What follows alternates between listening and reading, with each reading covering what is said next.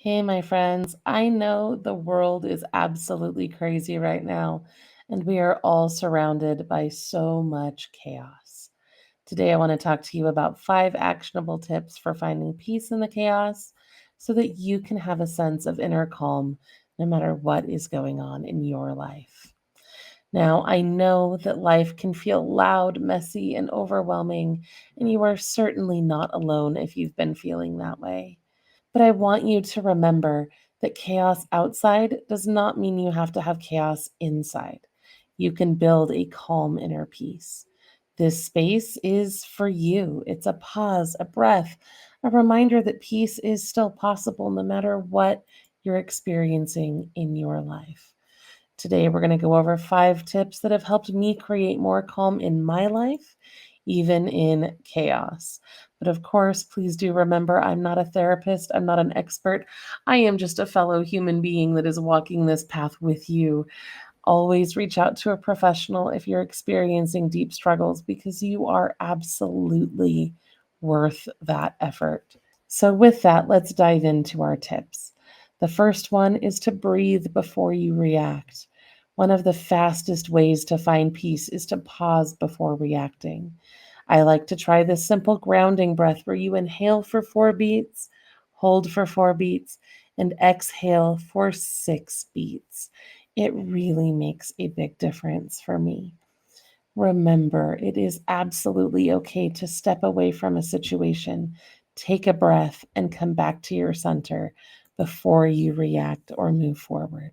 Along with that, it is so important to create peaceful micro moments in your day. You don't need a week-long retreat or a vacation to get away. I have found that just one quiet moment can help change everything. This may include something as minor as lighting a candle, sipping a drink slowly without multitasking, putting your phone on airplane mode for 5 minutes, or spending 20 minutes reading a book. These tiny rituals can create powerful resets that can help you recharge even in the middle of hard situations. And then, of course, tip number 3 is to put your overwhelm on paper. I know this is hard, especially if you don't like writing, but it can help untangle all of the chaos in your mind. If you haven't journaled in a while, you may just want to try a basic brain dump where you just write down everything that pops in your head without editing or judgment. You don't need to worry about sentences or spelling or anything. You just put it on paper. Sometimes during really hard seasons of my life, I've done this just by drawing pictures, and I am by no means an artist at all.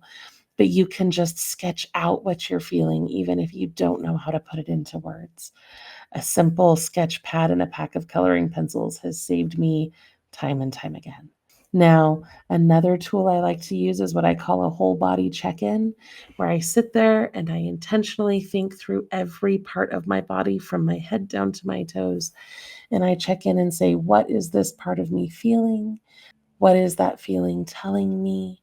What do I need to do maybe as a result of that feeling? That has been very therapeutic and very helpful for me. But again, I'm not a professional. If you prefer to have guided journals, we have a ton of them available on our website at hope.help. And we have a membership there where you can unlock all of them for a very low price. Now, let's talk about limiting what you let in, because this is tip number 4, and it's also very important.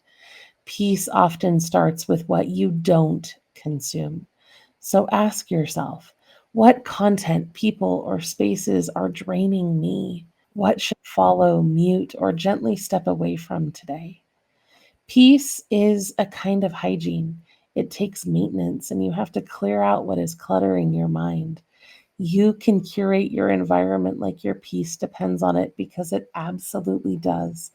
And this includes not only your physical environment, but also your mental and digital and spiritual environments as well. Because, especially, I think our digital environments tend to get very overcluttered. And tip number 5 is to anchor yourself in a self care routine. In chaos, a simple, repeatable routine can become a lifeline, and it can help recharge you and help you have a better day. Try starting your day with a grounding ritual. This could be drinking water, speaking affirmations out loud, going outside for a little bit of sky or sunlight or fresh air before you move into your day. These tiny acts tell your body that you're safe and you've got this, and they help reset you for a better day ahead. Now, with that in mind, like I said, we have a lot of resources at hope.help if you're interested.